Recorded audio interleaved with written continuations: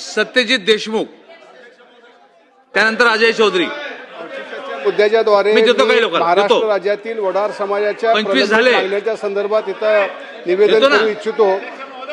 महाराष्ट्राव्यतिरिक्त देशातील इतर राज्यात वडार समाजाला अनुसूचित जाती, अनुसूचित जमाती या संवर्गामध्ये समावेश असणे, महाराष्ट्रामध्ये सदर समाजाच्या विमुक्त जातीमध्ये समावेश केल्याने सदर समाजावर मोठा अन्याय झालेला आहे.